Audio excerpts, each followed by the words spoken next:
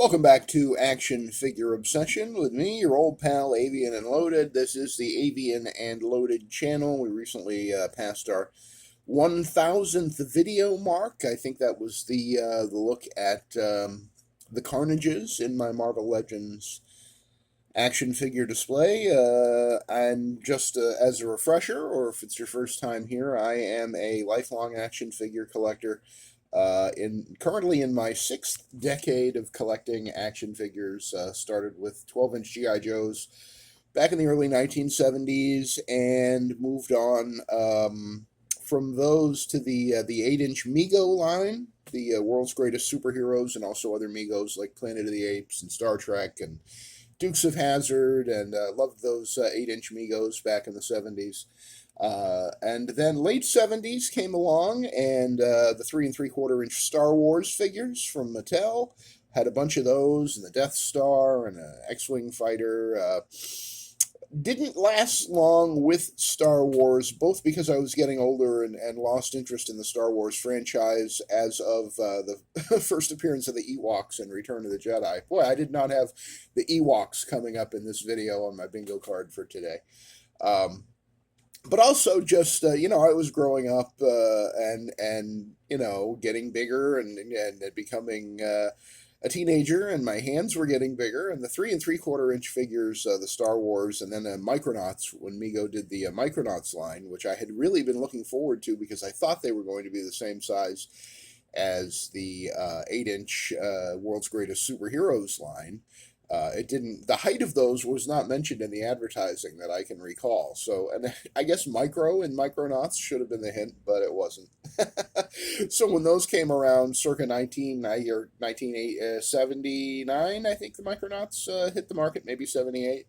Um, my mom got me a whole bunch of those for Christmas one year, including their like little city that they could ride around in. I think it had like a little futuristic train and stuff, and I liked the design of a lot of them. Baron Karza, I think, is still a great design. You look back at those Michael Golden comic books that Marvel published. Bill Mantlo wrote them. Michael Golden drew them. Absolutely gorgeous costume designs, character designs. I loved the Micronauts comic. I love pretty much any Michael Golden comic that I ever read in my life because he was one of the best comic book artists of my lifetime. But again, that the fact that the figures were so short, just 3 3/4 inches, like this little guy here, just as a point of comparison.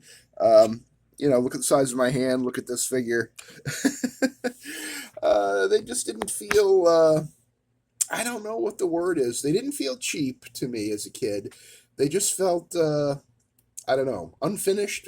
Especially the Mattel 3 3/4 inch Star Wars figures. They were, the sculpts on those weren't great, and no shade being thrown at people who love and or collect the 3 3/4 inch vintage Star Wars figures. I get the appeal, and there's a lot of nostalgia there, and it was a cool toy line. I mean, um, I think Mego got there first with having an extensive character selection, especially if you factored in all the other Mego figures besides the world's greatest superheroes that were in the same scale and had the same design aesthetic. So you could have crossovers. You could have Starsky from Starsky and Hutch riding around shotgun in the Batmobile with Batman in that Mego line, and it looked and made perfect sense because everything went together, and it was really fun. And one of the things I started collecting Marvel Legends, actually before the line began. I was buying the Spider-Man classics that led to Marvel Legends. So 2000, 2001. I can remember having a lot of those. I don't know if I just collected the Spider-Man. I don't remember having any side characters or villains, but I definitely had the original classic Spider-Man, black costume Spider-Man, Scarlet Spider. I think I had the Man Spider, that giant monstrous one, which unfortunately I purged in my last major 6-inch figure because I had reacquired that one, that Man Spider.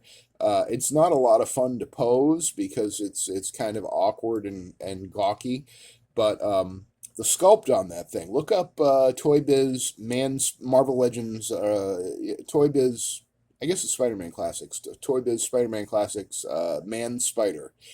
Do a Google image search for that thing, and I really regret that I got rid of that. I mean, it goes for money. It's an in-demand figure. I'm surprised Hasbro hasn't re-released it yet or done it as an on-demand, or wouldn't be a HasLab, I guess, but it definitely would be kind of like a deluxe style figure, like my recently opened Angel right there with a couple of his buddies from the Champions, Black Widow and Hercules. Am I working on a display for that? Possibly. I need an Iceman. I got to get that. You know what? Iceman looks really good. I've never liked any of the Marvel Legends Icemans, including the Secret Wars one that came out last year. But that Mafex one that just came out, that looks really good to me. And I know people are all worked up about how it's translucent and you can see the inner workings. But you know, use your imagination. Come on. He's made out of ice. Sure, there's going to be, I mean, I guess the way to really mask it would have been to put a skeleton in there or something like that. I don't know, or just, maybe some sparklies or ice, like paint chips, like blue paint chips or something in the plastic of the Mafex. I'm not sure how they could have made everybody happy with that one, but I just think sculpt wise and shelf presence wise, from the reviews I've seen, that Mafex Iceman, and I need an Iceman also just because he's the only remaining founding member of the X-Men that I don't have. I have a number of Cyclopses. I have a couple of Jean Greys. I have her as Phoenix, and I have her as Jean Grey from that Love Triangle 3-pack. I have that one. I have the Beast. I have the Retro Beast with the lab coat, and I have Angel over there now. So the only one that I'm missing of the founding 5 or 6, if you want to count Professor X, because I've got a few of him flying around the house here. Sometimes literally in his hover chair. But yeah, Iceman is the only remaining founding member of the X-Men that I need to have a complete set of those guys. Unfortunately, they did that. Toy Biz did a 5-pack of the founding X-Men. I think those figures were like 4 or 5 inches tall, and they were fairly primitive looking. But at the time, I remember, I think I had it. I think I bought it. I was probably in my late 20s or early 30s when that came out, but I was excited about it. And but I never did get the one that they did around the time that Brian Michael Bendis X-Men story or book was being published, where the X-Men were thrust forward into the present, the founding X-Men, and they still wore their founding X-Men costumes. Beautiful artwork by Stuart Immonen, if I recall correctly, and they did that 5-pack that was kind of inspired by that, and Stuart Immonen did the artwork for that box on that box set, which was the artwork on that box was glorious, absolutely beautiful. But that set, that 5-pack, was actually designed by Bobby Valla, who now operates Valaverse and has the Action Force line and the Black, and I think he has some other lines in the works for Valaverse.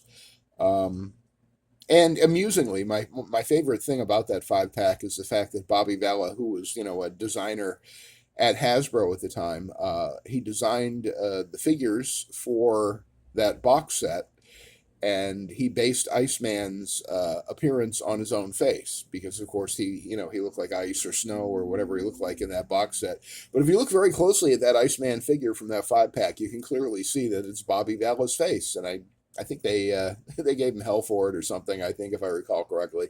I don't think they do that anymore. There's been a couple of cases where the sculptors have either based a figure on somebody who worked at Hasbro or even on themselves. The Toy Biz War Machine was, if you pulled off his mask, you could see the head of James Rhodes, aka Rhodey, but the face was actually based on Dave Vonner, who used to be, I believe, a designer at Toy Biz. So it's it's fun when they do that. I've seen some head sculpts over the years that I've thought, I think this was based on a real person. maybe the most notorious one for me is Mystique, the original Walgreens Mystique, and I think they've used a similar facial sculpt for all the other Mystiques that have come out since. But the Walgreens Mystique that came out, she looked very, very much to me like an actress named Maura West, who has been on a number of soap operas and is currently on General Hospital playing art gallery owner and crime family. What's the word I'm looking for? She's the daughter of a mob boss, and her brother was in the mob. Uh, and she's done some pretty sketchy things herself. Ava Jerome, played by Maura West, but that original Walgreens um, Mystique, to me, the face looks like it was based on Maura West. And occasionally you'll see a Marvel Legends where you're like, hey, that looks an awful lot like. And I'm not talking about like the MCU figures that are supposed to look like a specific actor. But sometimes it does seem like they take inspiration from real people. And that's fine by me. I always thought that was one of the coolest things about the Mystique figure, is that it reminded me of an actress whose work I enjoyed on TV. Well, anyway, we're not here to talk about General Hospital, and we're not here to talk about face sculpts per se, but we are here to finally do something that I've been working myself up to for the past few weeks, which is to unbox this Man-Thing Build-A-Figure wave from, I think it was 2017, if I recall correctly. Might have been 2016. Man-Thing Build-A-Figure wave Bullseye. And as you can see, I have one here, but he is incomplete. His holster was removed by a previous owner. I bought this one used. And then I have the 3-pack one from the Man Without Fear 3-pack. Here's the Elektra Man Without Fear 3-pack Elektra. And then the recent Secret Wars Daredevil, all hanging out for the grand unboxing. Just for fun, just to take everything out of the box and show you what came with this original Bullseye, and then get him into my, I don't know, he'll probably go in the display in my Daredevil / Street Level Heroes / Marvel Knights display. And then I think this older used one that I got, which is in great condition, and it's nice and tight and moves like a dream. Just very buttery joints. His legs aren't warped or anything like that, for all you people who worry about pins instead of sleeping at night. I gave him a little knife from Super 7 from their G.I. Joe line. I thought that looked, I thought it was really small when I got it. I forget which character it came with, maybe the Baroness. But it's perfect for Bullseye, right? I think that looks really good, and he's a knife throwing kind of guy, as you know. So yeah, this guy's going to get demoted from the display. I think this guy's going to take his place in the display, assuming that everything is copacetic in there and there's nothing wrong with him. And then I have plans for that head too. The other Bullseye head, this is the one from the 3-pack. I have on my Gray Agency Benjamin Poindexter, a.k.a. Dex, now an assassin, working with his partner there right behind him, Cletus Cassidy, as a couple of serial killing members of the Gray Agency, which is my little team of assassins and lawyers and fixers, all based on the MCU Matt Murdock from Spider-Man No Way Home, because it's just the best suited body that Hasbro has ever done, and I think it's the best suited body in any 6-inch action figure line that I've seen. Stands really well, looks really good. I like that body a lot. So I think this guy, and if you watch my previous video, this head originally was on a different character or a different body. But I think this one's going to go back on the other character that I had that head on originally before I had my little Gray Agency epiphany. So let's take a quick break here. I'm going to hit the pause button, and hopefully this will all turn out okay, and I'll be right back, and we'll do the thing. Hang in there.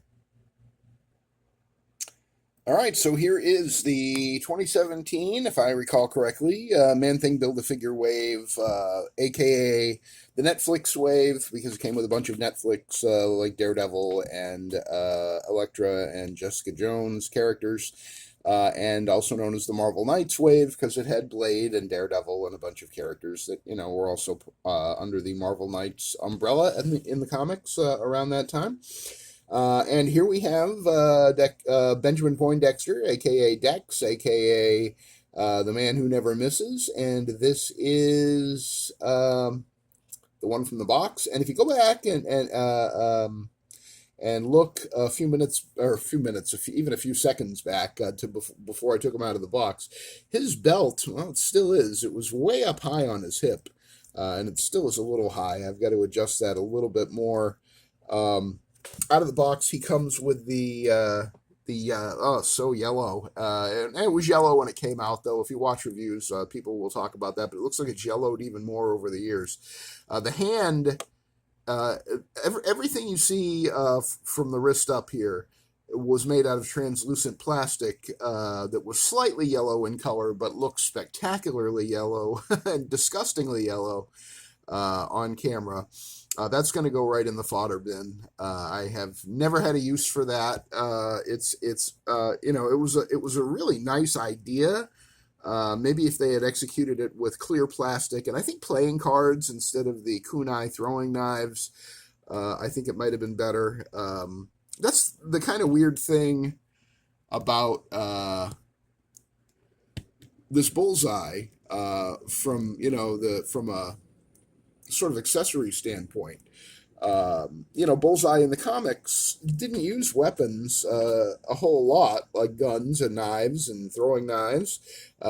He used playing cards and famously his own tooth. That's why he's missing a tooth here on your left, his right, because he spit it out at somebody to kill them. And that's why he's missing a tooth, which he is also missing in the alternate head. Right here. This is the original version of the alternate head. This is the 3-pack repainted version. I see this one is a little paler in color than the rather pinkish, orangish hue on, just hold them up next to each other. You can see it for yourself. This one's got a little bit of gray going on, I think, whereas I guess the one on the right looks a little more natural, a little more flesh-toned, but that's fine. And I'm sure you already figured out where this Bullseye head is going. He's going to be my Dark Avengers Hawkeye. That's the head. I had this head on that first, but then I had the Gray Agency idea. But now I've got 2 of those heads, so that is where that one's going to go. So I have 3 Bullseyes here. You see the 3-pack one in the center there, and then we have the new one here, and the one that I picked up used a few years ago after... I bought this whole wave when it came out and built the man thing, build a figure. But I had purged my original Bullseye. So the one that you see there in the back at the center, that was a reacquirement, if that's a word. Got it used at a really good price. I think it was like $10, $15. But as you can see, this Bullseye has his holster intact, and the leg strap is attached to the holster. This one, for some weird reason, whoever customized it cut off the holster. Maybe they needed it for a different character. I don't know. But they did leave that white strap around his thigh, which I guess is tactical looking, although, it's the strap to nowhere. Doesn't really serve any purpose. Let's see if we can get a good look at Mr. Poindexter here. I'm not seeing any paint flaws, either to my naked eye or through the camera. A lot of these Bullseyes, the paint did not fully fill in due to the ring. Oh yeah, there's a little spot at about 8 o'clock in the center. You can see this little tiny bit of paint missing. People mistakenly call that paint chipping. It's not chipping. It's the fact that, due to the sculpt of the figure and the viscosity of the paint never filled it in. You can't chip away something that was never there. And, paint does get chipped on Marvel Legends figures, especially notoriously around the shoulders sometimes, and the butterfly joint, but that is not a case of paint chipping. That is just a case of it was never fully painted to begin with. And you'd say, well, they didn't apply enough coats. It looks pretty thick. I think it's just a matter of the scale of it and trying to get that paint to get into these incredibly tiny little spots. This Bullseye figure, I've talked about it before here on the channel. I think it's absolutely one of my favorite Marvel Legends of all time. It was absolute genius to put it on the Sunfire body mold, as it's called. I believe Bullseye was the third character to ever be on the Sunfire body mold, which has since been used for, it has to be over 100, maybe even 200 different characters. It is a really good all-purpose body, superhero body. It's not too bulky, it's not too scrawny like the Pizza Spider-Man buck. Um, the mold originated with Spider-Man 2099, the white and red one, a beautiful figure, and then was slightly retooled to be a more generic body that they could slap paint on and turn him into anybody. Because Spider-Man 2099 had proprietary spikes on his forearms, if I recall correctly, and there may have been something else about it that made it unique to Spider-Man 2099. But then it was used. The second use was for Sunfire. And because there had already been a Spider-Man 2099 on the Pizza Spider-Man body in the red and blue, that beautiful metallic blue that they put on that first Pizza Spider-Man body, Spider-Man 2099. I think that was why this body mold came to be known as the Sunfire body mold, simply because to avoid confusion of which body you were talking about if you said Spider-Man 2099. So that makes sense to me. Looking at the accessories that come with decks here, you get the right arm of the Man-Thing Build-A-Figure right here. A little bit of paint on it, as you can see, some brown shading in there and highlights. This was a beautiful Build-A-Figure. I had it. I traded it away or sold it. I went through a big Build-A-Figure purge where I sold like 60 Build-A-Figures and made a lot of money doing it, but I regret it, of course. As I regret so many things, that's all part of, an action figure obsession.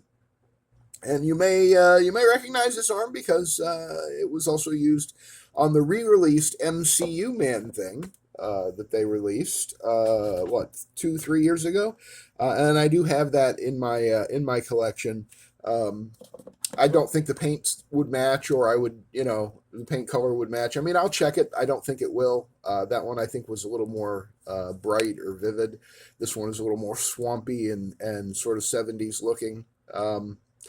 I might hang on to this one in the hopes that I could actually rebuild that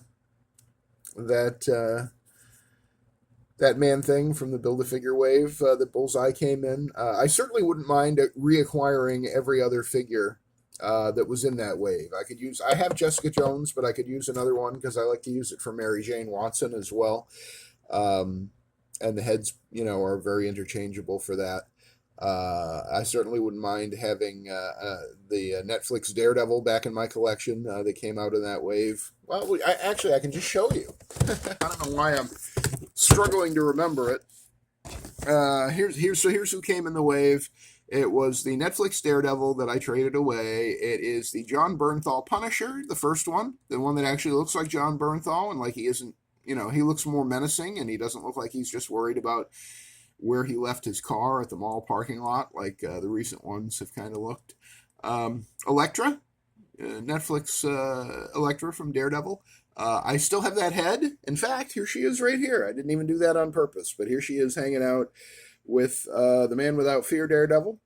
There's the Elektra head from the Netflix Daredevil TV series on the body of the Red Widow, because that Red Widow, her accessories, or not her accessories, but that cape that she comes with, it's just dreadful. She can't move at all. They're very, very bad. So I wanted to do something with this fairly decent. I think this is the Shriek body. She doesn't have the ab crunch like the 60 years Black Widow, the Target exclusive Black Widow. So I think that's the differentiating factor there, and that's what I think makes this the Shriek body. Feel free to correct me if I'm wrong. Right down below in the comments what body you think this is. I added the gauntlets from the female shield agent slash what's she called? Quake. The figure that you could turn into either Quake or Maria Hill.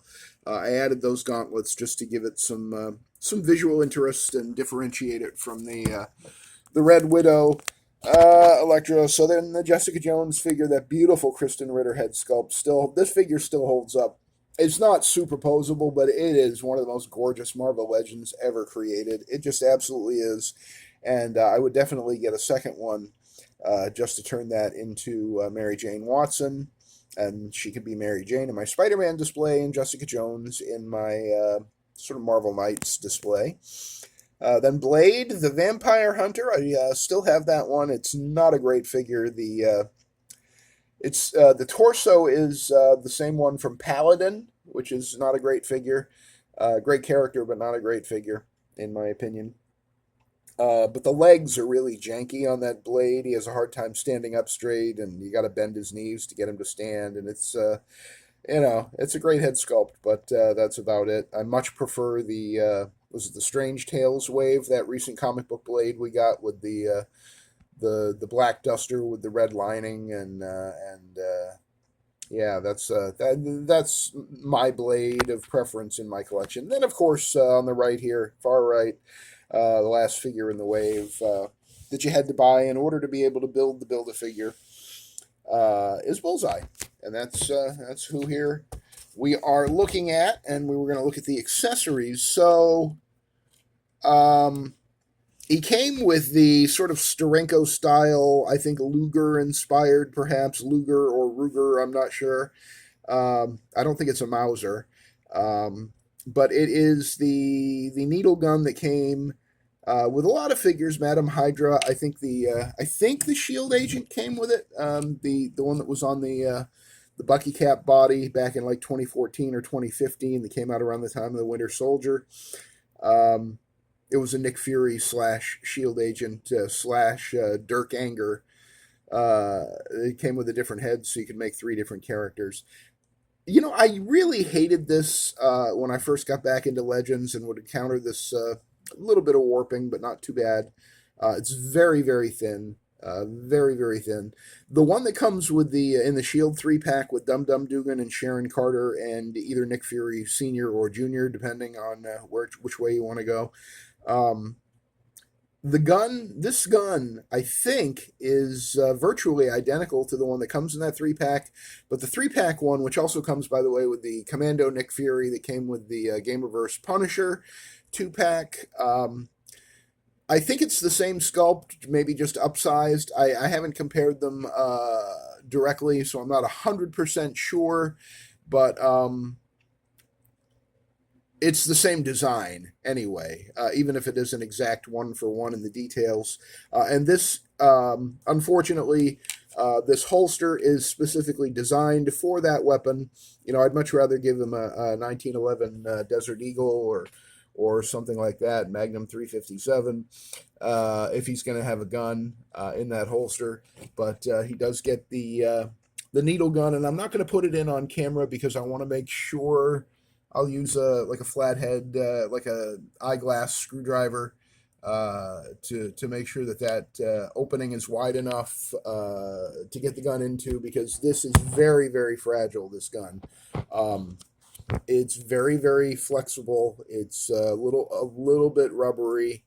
As you can see, I'm trying to straighten the barrel out, but that might be an uphill battle. So once this goes in his holster, it's just going to stay there. And it'll make me feel better because it is his original accessory that came with him out of the box. This one doesn't have. Okay. Yep. I forgot he doesn't have a holster. Therefore, he doesn't have a pistol in his holster. But this one, the Man Without Fear one. Now, notoriously, this 3-pack Man Without Fear Bullseye. It came with the holster, but no pistol, which pissed people off about $100 3-pack. But this one is black. I forget who. I think it came with. Maybe it came with Nick Fury in that Punisher video game 2-pack with Nick Fury. I think that's where I got this one from, but I knew it would fit, or it does fit, or maybe it does. Maybe it isn't. Damn it! Just trying to figure out if they're the same size. Yeah, it looks like they are the same size, so I don't think that they reused the smaller version here in that Punisher 2-pack with Nick Fury. So I'm not sure where I got the black needle gun from. It was somewhere in my collection. If you know where it came from, let me know. I'm curious. It doesn't have any paint or design on it. The Madam Hydra one had, I think, a Hydra design on the buttstock or handle, if you prefer, of the Not sure if those are actually interchangeable terms or not, but I'm not really a gun guy. Forgive me if I'm, misspeaking. Uh, but Madame Hydra had some kind of painted design or tampoed design on the handle of her pistol, so I know it's not from her. Oh, you know who I think it came with? Do I have her over here? Where is she? I thought I had her on a flight stand. Yeah, there she is. I think that I think the black needle gun, I think it came with this Black Widow, which I think was the Infinity Saga re-release of the Scarlett Johansson Black Widow. I'm pretty sure now that I think about it, that's where my Bullseye with the blue shirt got his black needle gun. And again, I think this gun was made famous for Nick Fury, by artist Jim Steranko, and it's usually associated with Nick Fury. But it's certainly not an inappropriate weapon for Bullseye to be carrying around too. Then Bullseye, out of the box here, comes with this tactical knife that we've seen a million, billion, gazillion times. If you've been collecting Marvel Legends any length of time, I think it came with the original Bucky cap on the Bucky cap body. Got a whole slew of these with that Shield 3-pack that I mentioned with Dum Dum Dugan and Sharon Carter and Nick Fury. This is kind of their go-to tactical sort of quasi K-bar combat knife. There's nothing wrong with it. A lot depends when you get it with a given figure. A lot depends on the paint job they put on it. I do know from experience that the black paint on this can come off if you put it in Bullseye's hand. It can come off on the white gloves, so because it's otherwise just gray plastic with a little bit of black paint on the handle. So I'm going to just stick this in this holster, and it's going to stay there. I'm not going to mess around with having the paint come off. And then Bullseye comes with 2 additional left hands. He doesn't have an additional right hand. His right hand is a trigger finger hand, which is appropriate. Out of the box, the left hand is the kunai throwing hand, which again is just going to go in my fodder bin.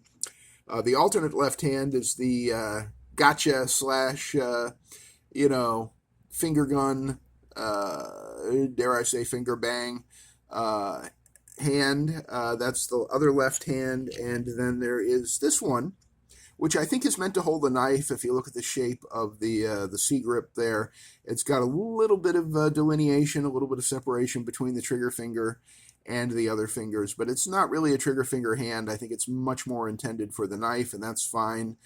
He's never going to hold that knife because I don't want the paint rubbing off onto the gloves. Action figure obsession, action figure obsession, action figure obsession. I am obsessed, I admit it. But, this was an $80 I got it for $80 in trade credit at my local vintage toy shop, and I don't want to screw him up.